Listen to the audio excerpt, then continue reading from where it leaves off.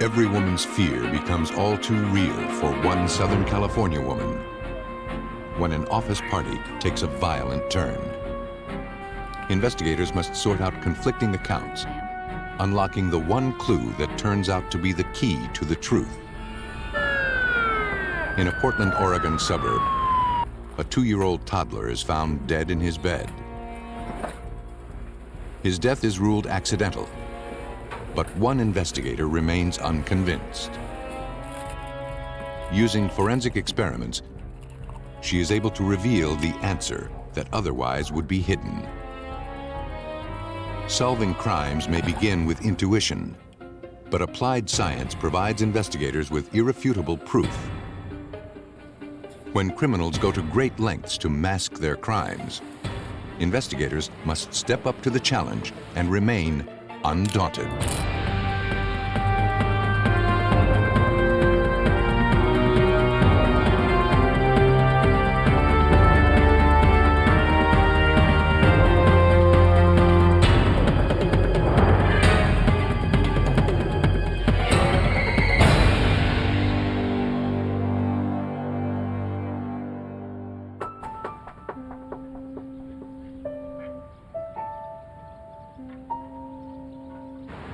In this episode, some of the names have been changed. The city of Long Beach, California is on the cutting edge of the hottest trends and the hippest night spots.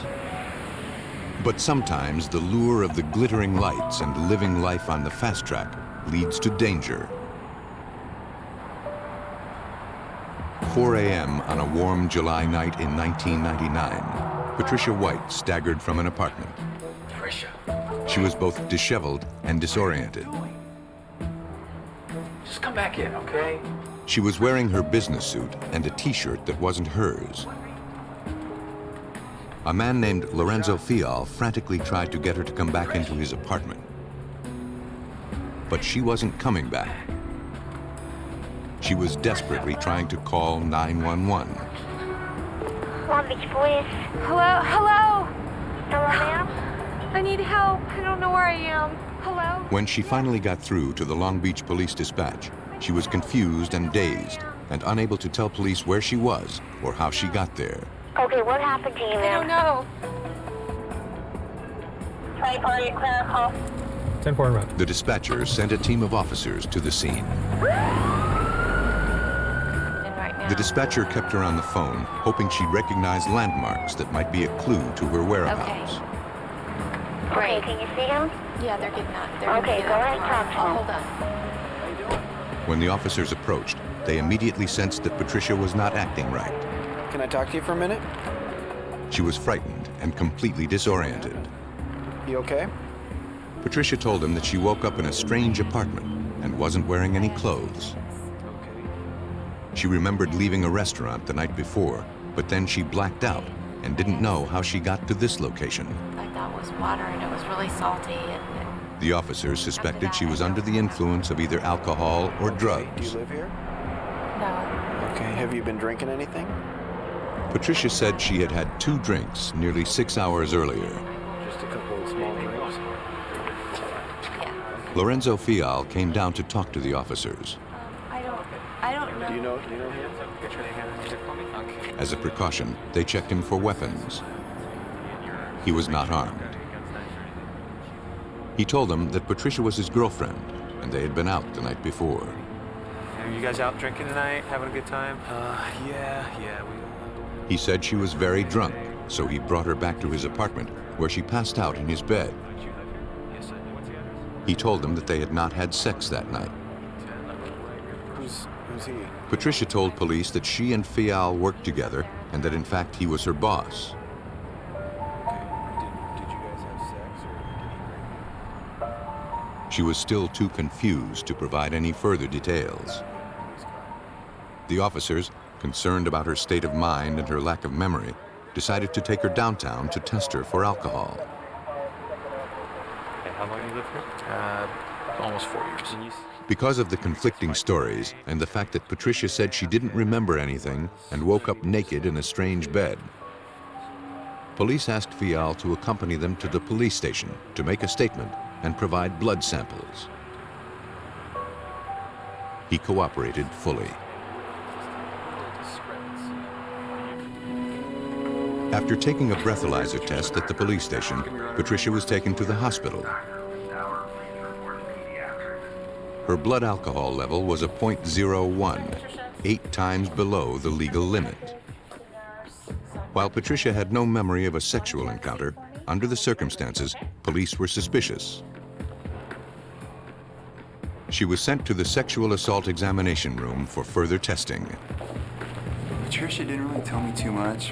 One of the responding officers gave the details to Long Beach detective Catherine Kriskovic, a member of the sexual assault unit. And then she doesn't remember anything after that. Eventually, when I got her to calm down, she told me that she remembers getting in the car. Did she appear to be under the influence of She appeared to something? be under the influence. Detective Kriskovic grew more suspicious when she learned that Patricia said she was given an opened drink. And she pointed out to you guys the apartment where she was given a drink of what she said tasted like a very salty substance when she had initially asked for water. And she spit it out and again asked for water, took a gulp from the water bottle, and again it tasted salty, but she in fact swallowed this gulp. She does not remember anything after that point until she woke up naked in a bed. This all indicated to me, with my training and experience, that this possibly could be GHB. GHB, or gamma-hydroxybutyrate, is commonly known as a date rape drug. It has been on the scene in California since the 1980s. GHB is a fluffy white substance resembling powder. When mixed with water, it dissolves and is unnoticeable. The drug usually takes effect in as little as 15 minutes, leaving a victim comatose or unable to move, blanking out their memory for up to 4 to 6 hours. Try to remember as much as you can. GHB is completely undetectable in the system after 12 hours. Detective Kriskovic and sexual assault nurse examiner Melinda Waddell had to move fast. They looked for further physical evidence of the effects of this powerful substance. Get you some fresh air and get you something to drink. At the time that I was speaking to her, she was still in a state of confusion, at times a little disoriented. She was very cooperative and wanting to help, even though she was having a very hard time with the fact that she couldn't remember certain things, and was taking it hard in the sense that she wouldn't be able to provide us information to assist us with our investigation. Detective Kriskovic urged Patricia to try and piece together what had happened in Fial's apartment. I woke up in a room, in a bed, and I didn't have any clothes on. I was naked. She remembered waking up in a strange bed. Fial was there without his shirt on. Embarrassed that she had no clothes on, she told him to leave. He told her she didn't need to be upset, and that a minute ago she had a different attitude. I've seen you naked. And I didn't know where I was. This only frightened Patricia further. Still dazed, Patricia found a t-shirt that wasn't hers, I kept and calling eventually you. located the business suit she had worn the night before. See, I was calling. I couldn't get through. She collected her belongings and left. She then called 911. Nurse Melinda Waddell. Yeah, but You can't always judge what type of emotional state any person's going to be in after an attack or an episode like this. Patricia White was shaking, she was tearful, she was confused about what happened to her. I need you to get a urine sample first. Nurse Waddell began a forensic examination. She asked for a urine sample. This would determine if GHB was in her system. The sample would be sent to the lab to check for the substance. She then conducted a full-body examination. She asked Patricia to remove her clothing. As we're collecting evidence, we have no idea what the significance of any piece of evidence is going to be. until later in the investigation. And at the same time, the forensic nurse will examine her entire body, and we're looking for scratches, bruises, bite marks, anything in her hair, anywhere on her clothing, any piece of evidence that could help put the story together of what happened to her. After we examine her entire body, we also use a special lamp called a Woods lamp, and that's an ultraviolet light. Then we scan her body. If there's any dried secretions or substances on her body that will fluoresce positive, we can see it with this light, and then we collect a sample. And we did have a positive sample on Patricia. Samples? Melinda Waddell discovered dried semen on Patricia's body. Vaginal and anal swabs also indicated the presence of seminal fluid. First thing I'm going to do, Patricia, is just take a look. She proceeded with a pelvic exam using a colposcope, a microscope fitted with a 35mm camera so that pictures can be taken of the internal tissue. In Patricia's case, we found some abrasions on her cervix. Normally, the cervix does not have any type of injury or abrasions on it, even with their story of non-consensual intercourse. It's very difficult to cause any type of self-inflicted injury on the face of the cervix. So it's a significant finding when we do see it. During consensual sex, most women's bodies experience a natural arousal response, Samples just from the making it outside. difficult to injure the cervix during intercourse. The bruising on Patricia's cervix indicated she was not a willing participant. Internal abrasions and hemorrhaging also indicated forcible sodomy. The conclusion that we can draw whenever we find an abrasion or a tear or a bruise that there was some type of injury created, and that's from blunt force trauma. We can't say what caused that injury, but that something was inserted and created an injury. We also can't really testify to the fact whether it was consensual or non-consensual unless the injury was severe, and then we could say that was extremely painful, and who would consent to that type of force. The hours of speculation ended. That we've talked about, some antibiotics. Nurse Melinda Waddell concluded Patricia White was raped. That I already gave you. I'm gonna take these. Patricia's worst fears were now confirmed, and she was determined to find out how and why it happened. After a long night of questions, Long Beach investigators had at least one answer. Patricia White had been raped. She remembered little more than waking up naked in her boss, Lorenzo Fial's bed. Anybody answering? Because she blacked out and couldn't remember how she got there, Detective Catherine Kriskovic suspected she was given the date rape drug GHB. While she awaited the toxicology findings, Detective Kriskovic wanted to hear Fial's version of events.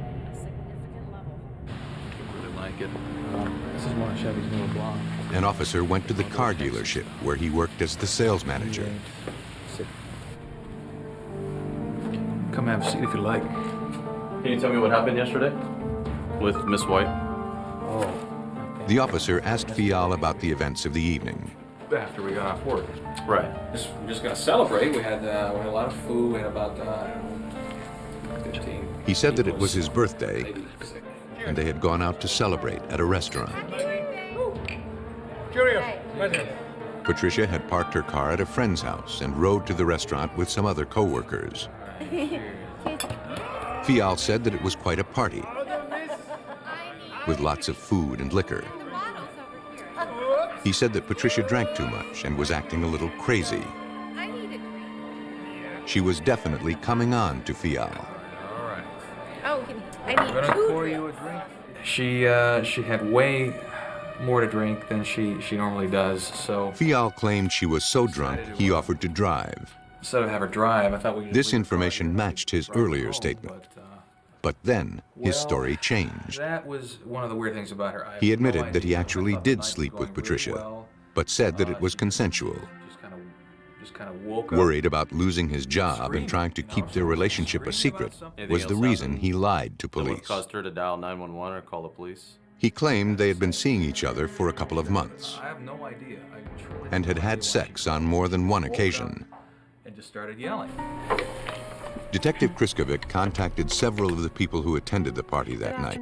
This is Detective Catherine Kriskovic with Long Beach Police All of them Department, corroborated and I'm Fial's calling in story. regards to a situation that I'm involved in. They said that Patricia was drunk and came on to him. A cocktail, okay. The case was shaping up to be Patricia White's word against Lorenzo Fial's. Detective Kriskovic looked up Fial's record. She discovered that he had 3 prior convictions for robbery, cocaine possession, and spousal abuse. That proved nothing. Though he had a criminal past, he wasn't necessarily a rapist. But someone was clearly lying. Detective Kriskovic hoped the forensic lab would determine who was telling the truth. Patricia's urine samples were sent to the LA County Coroner's Office. Supervising criminalist Dan Anderson was assigned the case. Detective Kriskovic contacted me directly to analyze this particular urine sample from what they called a credible rape victim. Because we are the coroner's office and we deal principally with postmortem samples, we don't routinely do antemortem or live people's urines or blood samples. Because we were the only lab in the area that could do a GHB analysis at that particular time, I said that they could bring it on over and we'd be willing to help them out. Anderson proceeded with the GHB testing. He obtained 2 urine samples. He needed to compare the original sample from the morning of the assault to one from several days later to act as a control sample. The control sample would tell him how much GHB was normal in Patricia's body. GHB, or gamma hydroxybutyrate, is a natural substance in your body. As a toxicologist, you normally won't see it, or you will see it at very, very low levels. So if someone actually took the GHB, it'd be a large amount either in the blood or urine sample. Both of the urine samples are individually combined with chemicals that separate the GHB from the specimens.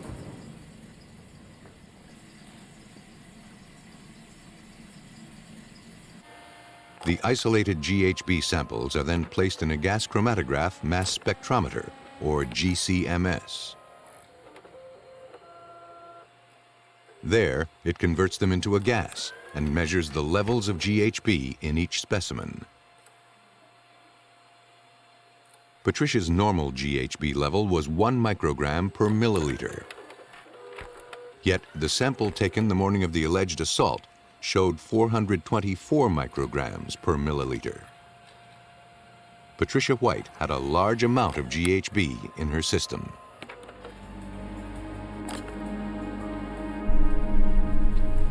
Detective Kriskovic spoke with Patricia again to tell her what Fial had said about their relationship. But I want to ask you again. Patricia was stunned when she heard that Fial had said that they were dating and had been intimate before. She said she had known Fial for nearly 7 years, but claimed they never had a sexual relationship. Patricia White talks about that night. So I didn't know him. It was a working relationship. He was my boss. He was in control of the dealership, and he was in control of my paychecks. So that's how I knew him. Ready? Come on. Again, her story contradicted what Fial had said. I was the most sober out of everybody, so I was the one driving because I had only 2 drinks. I told him, you know, the only way that that I would go with him is if I would drive. And once you arrived at the liquor store, what happened? Lorenzo They went over the events of that night once again. to drink and came out.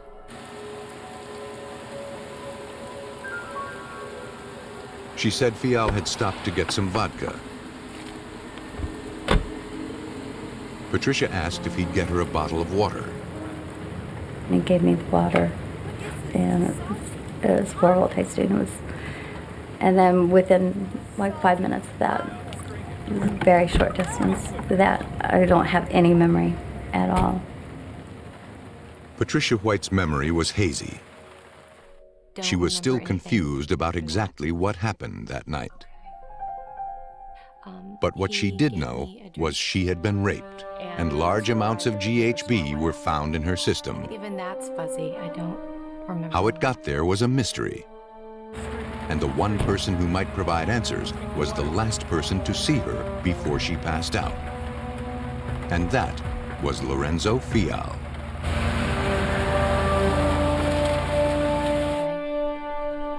Long Beach detective Catherine Kriskovic was trying to sort out exactly what happened to Patricia White the night she was assaulted. It was very salty and...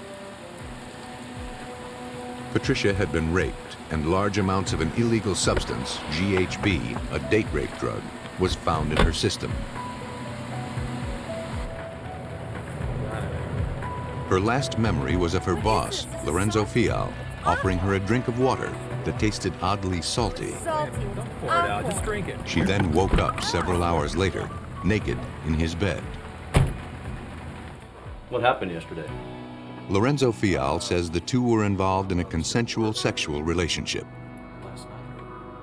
But Patricia White's internal injuries told a different story. Well, she was sitting in my lap. Forensic examiners compared the semen samples found inside Patricia White's body to DNA samples taken from Lorenzo Fial earlier in the investigation. They matched. Detective Kriskovic had enough evidence to make an arrest. Lorenzo Fial was arrested and charged with 6 felony counts, including kidnapping, rape with the use of drugs, and sodomy with the use of drugs. Kriskovic obtained a search warrant for Fial's personal property. If he could be linked to the GHB, they'd have an open and shut case. I then started to write a search warrant in order for us to go out to the different locations, their residence as well as their workplace, in an attempt to possibly locate any of the water bottles or anything maybe inside the residence which would indicate that they might have made it at their home or work location.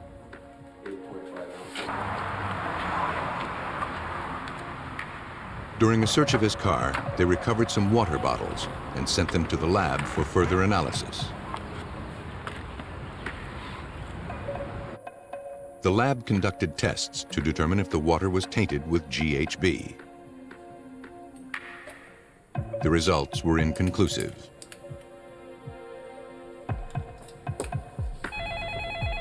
This did not deter Detective Kriskovic. This is Detective Kriskovic. With the positive urine test for GHB, Nurse Melinda Waddell's findings, and the testimony of the victim, she felt that the district attorney had a strong case. Long Beach Deputy DA Christopher Frisco agreed, but he knew it would be far from easy. Whenever you have a situation where the victim and the defendant know each other, this almost always lends itself to a defense of consent, especially when the defendant's DNA was recovered from her in the form of semen. I mean, if it's really his word against her word, then how do you know it's not consensual? Frisco questioned Patricia further and prepared her for the trial. He knew the defense would try to discredit her testimony, but he was so confident she was a credible witness, he encouraged her to take the stand. It paid off. The jury also believed Patricia. Patricia testified that she was driving the vehicle that she was in with Lorenzo Fial. He had given her a liquid that was clear. She drank it. It tasted much like ocean water. She spit it out. The defense was never able to explain how Patricia White got GHB in her body. They were never able to explain how it was that Patricia White could accurately describe the feeling of being under the influence of GHB and the taste of GHB as tasting salty. I think when I woke up the next morning. Based on the evidence, investigators pieced together what they believe happened that evening. I was nauseous. After the party, Fial went to the liquor store to buy some vodka and a bottle of water for Patricia. He then laced the water with GHB and offered it to Patricia.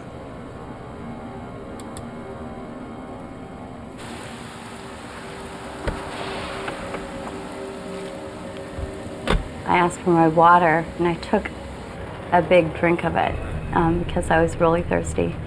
And it just tasted so bad that I spit most of it out. No, it's Come on, salty. wait a minute. Don't pour it out. Just drink it. Here. No. Let me switch. I'm going to drive. And then my next memory is being in a bed with him throwing back the covers on the bed and me being naked and not being able to move and not being able to see past like 1.5 feet. On March 27, 2000, Lorenzo Fial was convicted of 4 counts of rape and sodomy with a drug and sentenced to 11 years in prison. He never admitted to any wrongdoing. No regrets, no remorse, no nothing, no admission of nothing. He actually said to me that it's only 3 of us that know what actually happened. There's him, I, and God would make me pay for this. Today, Patricia White works with the Rape Crisis Center in Long Beach, helping to educate law enforcement agencies and schools about the dangers of GHB. The determination of forensic investigators to search for the truth resulted in justice for Patricia White. But when Oregon authorities are confronted with a child's mysterious death, they discover that the answers they seek depend on asking the right questions. Coquille is located in coastal Oregon and sits beneath the Three Sisters mountain range along the Coquille River, an ideal place to bring up a child. On September 1st, 1999, Denise Carter and her live-in boyfriend, Stacy Brown, celebrated Denise's birthday over breakfast. Around 9:15, Denise noticed her 2.5-year-old son, Mikey, had not awakened. Concerned, she asked Stacy to check in on the toddler. He discovered the boy lying motionless on the bed, and he would not wake up. Sensing something was terribly wrong, Stacy alerted Denise. Trust me, something's not right. The baby was not breathing. 911, what is your emergency? A dispatcher took the call and immediately sent an ambulance. Within minutes, paramedics and officers from the Coquille Police Department raced to Denise's home.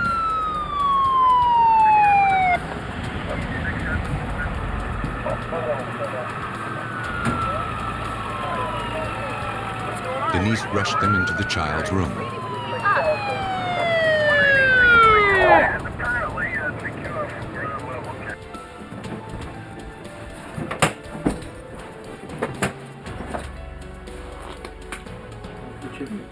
But Mikey was already dead.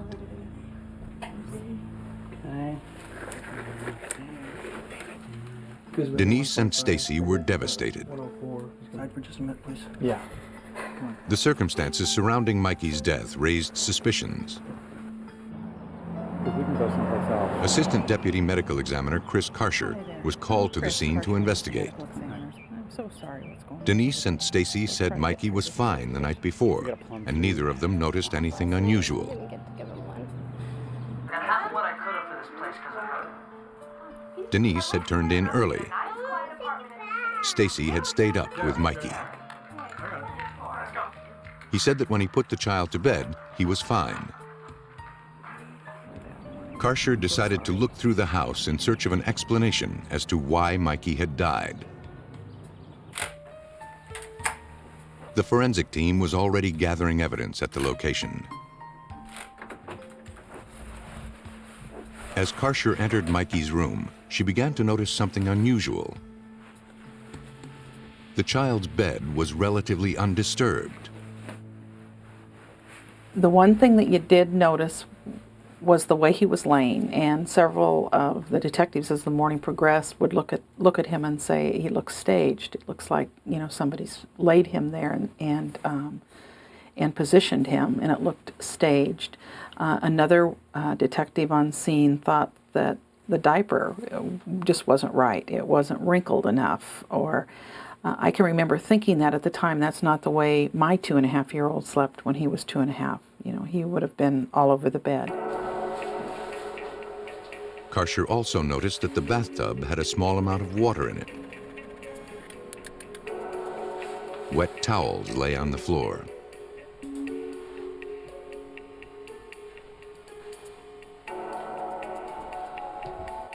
Crime technicians from the Oregon State Police Lab took samples of some red stains found on the child's bed. They conducted a presumptive blood test. The results were negative. I just want to wait for these people to get out of here. Once Karcher was satisfied she had fully investigated the home, she asked Stacy and Denise a few additional questions. He was trying to comfort her. She was crying. When I asked the two of them what they thought might have happened to Mikey, Stacy Brown told me that he probably choked on something. I think he choked. Stacy claimed Mikey would put anything he could get his hands on in his mouth. I pulled a rubber band out of his mouth yesterday, and I know that we'll have. To Chris Karcher, there were still too many unanswered questions. I was concerned that a 2.5-year-old was dead, and we didn't have any reason for him to be dead. You're always suspicious at that point. He had no health problems. He had not been injured in the days before. He had eaten well the night before. He had gone to bed like normal the night before. And so there was no reason for him to be dead. The child's body was transported to Bay Area Hospital for autopsy. Chris Karcher assisted. Initially, the autopsy did not reveal anything out of the ordinary. Is there any hemorrhages in the soft tissue? Yet when they examined the child's airway, they discovered a foreign object lodged in his throat. The autopsy was basically unremarkable until we got to his airway, and then we found a cellophane that was from a cigarette wrapper that had been inhaled real tightly down in his airway. Cause of death was asphyxiation. And although water was found in his lungs, forensic examiners thought it was due to the asphyxiation. Yet something still bothered Chris Karcher. She noticed that the printed tax stamp was still intact on the cigarette wrapper. The baby's saliva had not dissolved the image. This, coupled with the other evidence, left too many clues unanswered. Investigator Karcher was determined to find out why this baby died. In Coquille, Oregon, a seemingly healthy 2.5-year-old Mikey Carter was found dead in his bed. Assistant Deputy Medical Examiner Chris Karcher had discovered a cellophane cigarette wrapper lodged in his throat. It was determined that the cause of death was asphyxiation. But to Chris Karcher, something about the evidence at the crime scene and the cigarette wrapper itself did not add up. She decided to perform a simple experiment. She placed a cellophane wrapper from an identical pack of cigarettes in an ordinary glass of drinking water. One of the things that I started thinking about was how pristine that stamp was on the bottom of that cellophane, and I got to wondering if a child was chewing on that, how well would the stamp stay on? And so I decided, well, you know, let's try and see what it would take to get that stamp off. When Karcher returned to the beaker of water, she found that the stamp remained intact. The findings troubled her for days. So I thought, well, that would not represent what saliva might do to a stamp. That there surely must be enzymes and such in saliva, and that would be the best way to determine. So I then put cellophane in my mouth and kept it in my mouth on a short drive one day, about a half hour.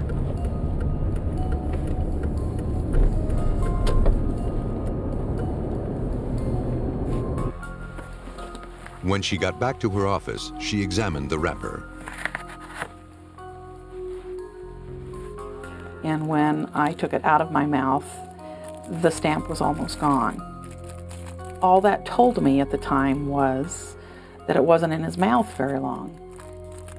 What few places on the piece of cellophane that I had between my teeth, it poked holes in the cellophane.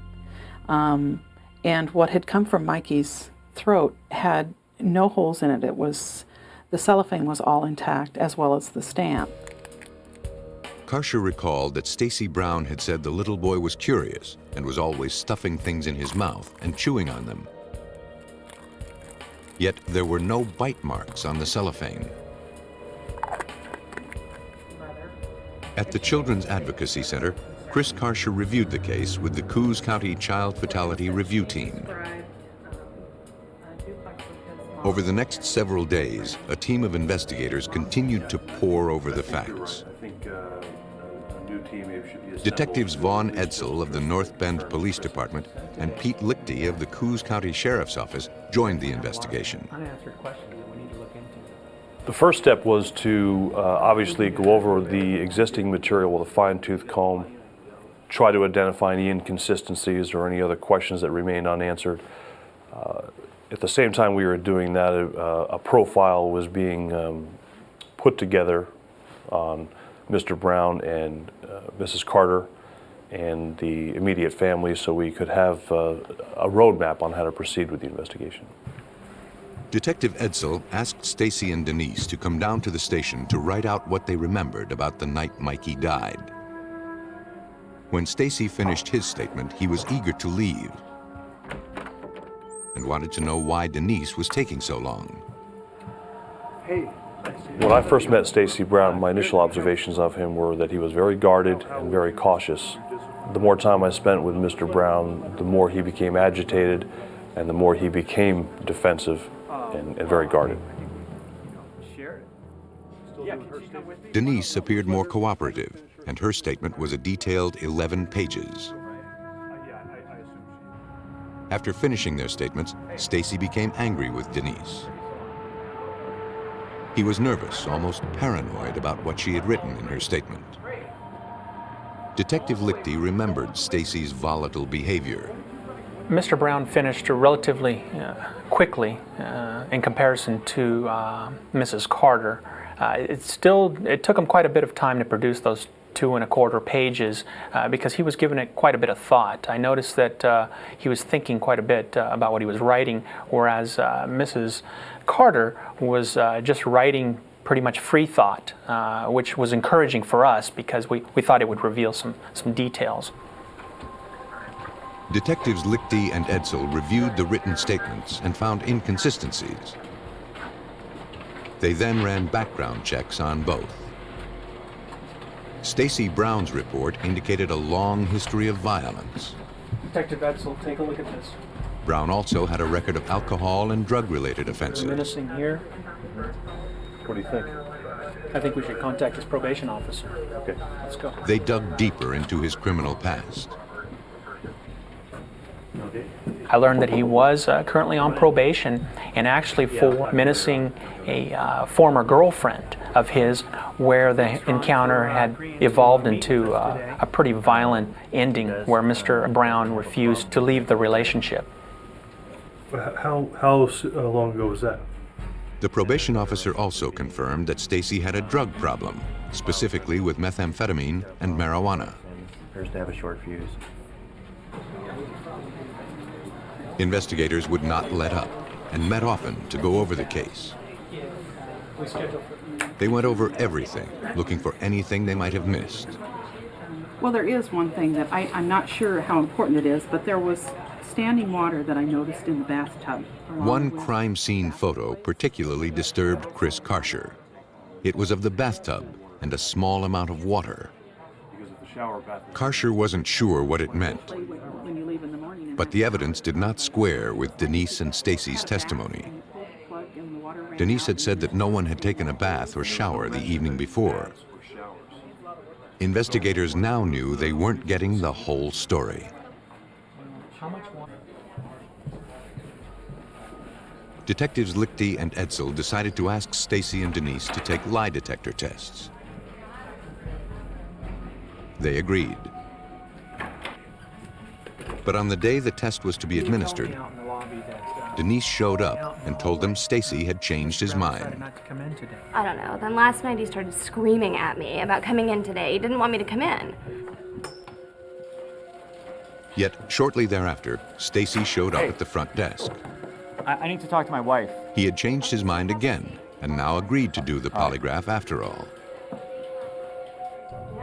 Detective Lichty? Excuse me. Yes. Mr. Brown is here. Denise took the test first. Will you honestly answer the questions about Mikey's death? Yes. The polygraph results on Mrs. Carter proved that she was answering her questions truthfully. The reverse was true for Mr. Brown. Did you put that cigarette cellophane wrapper into Mikey's throat? No. Are you worried? Stacy not all the only appeared questions you haven't agitated, discussed? his involuntary response picked up on the lie detector test revealed deception. Stacy became so upset after the test, he created a scene at the police headquarters. I really got to see my wife now. Now.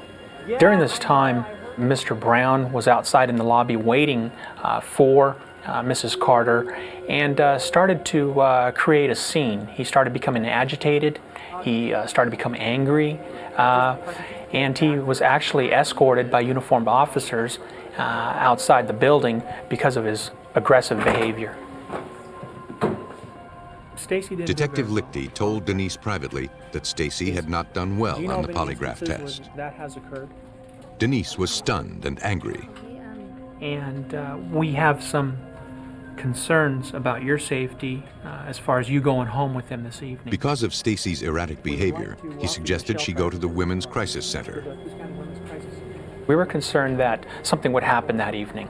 So we encouraged Mrs. Carter to stay at the Coos Bay Police Department until we could make arrangements with the Coos County Women's Crisis Center and have her placed in a safe home until she felt comfortable in returning or making other suitable arrangements. She declined. Okay. Thank you. Excuse me, Mark. Shortly after Denise Detective left, Pete Lichty. Lichty received a disturbing call. Is Mrs. Carter okay? The pressure of the investigation had pushed Stacy Brown too far. He had threatened and assaulted Denise. He was arrested for domestic menacing. And having been convicted for domestic abuse before, he was all too familiar with the procedure. It appeared that Stacy Brown was not the devoted family man he professed to be the night of Mikey's death. And perhaps he knew more than he was letting on. If he did, investigators were almost certain to find out. In Oregon, the Coos County Sheriff's Office was investigating the death of 2.5-year-old Mikey Carter, who appeared to have choked to death on a cellophane cigarette wrapper. But authorities were beginning to suspect the child's death was not an accident. Mikey's mother, Denise, and her boyfriend, Stacy Brown, were the only other people in the house at the time of the incident. 104, 125. Stacy Brown's behavior was becoming increasingly erratic, and it culminated in his arrest for domestic menacing. The day after he was picked up, Detectives Lichty and Edsel visited Denise at the library where she worked. Mrs. Carter, excuse me. She was visibly shaken. And now that Stacy was safely in police custody, she wanted to get something off her chest. Can we sit? Sure. Did you have an affair with She told your them that a few ex-husband? months earlier, her ex-husband had spent the night at her house on Stacy's birthday. Brought it up a lot. He was very Stacy had found out about the affair. He had discovered some of her ex-husband's personal belongings at Denise's house. Hey. Hey. When Stacy confronted her with them, she told him he had stopped What by. would his cigarettes be doing in, But then she confessed the affair. on my birthday? Stacy became violent when he learned they had been together on his birthday. Mrs. Carter told us that this particular issue was a consistent reminder to Mr. Brown that she had been unfaithful to him. Mr. Brown consistently barraged her with accusations and usually ending that with, "How could you have done this on my birthday of all days?" Mikey Carter was found dead on Denise's birthday. The detectives now had motive. It appeared that Stacy wanted to get even for her affair, and he did it on her birthday. Detectives confronted Stacy Brown with Denise's story. On a hunch, they asked him about the unexplained water in the bathtub. Detective Lichty asked Mr. Brown about the standing water in the tub. Mr. Brown had a pretty dramatic reversal of what had been reported. Mr. Brown suggested that if there were water in Mikey's lungs, he could account for the presence of that water. Now, up to this point, there had been no indication that Mikey was anywhere near water during the time before his death. I put him Finally, in his bed, Stacy confessed and, to murdering 2.5-year-old Mikey Carter. Oh, and he He told them that he had given Mikey a bath. Mike? Enraged by Denise's infidelity, he tried to drown the child. Unsuccessful in his first attempt, he carried the child back to his bed, where he jammed the cellophane wrapper down his throat, cutting off his airway. Mr. Brown admitted that while Mikey was still breathing, he removed a piece of cellophane from the cigarette pack and inserted it into Mikey's throat to make it appear that Mikey had choked. Inside, I knew that he had done this. I just knew he had. And I guess at this point, I just am thrilled that we went ahead and did it, and that Detective Edsel and Detective Lichty did such a dynamite job. Stacy Brown was convicted of first-degree murder and received 25 years to life. As long as criminals try to hide their crimes, investigators will work to expose them. Though perpetrators believe they have covered their tracks, forensic scientists continue to develop new techniques and use their instincts to bring the guilty to justice.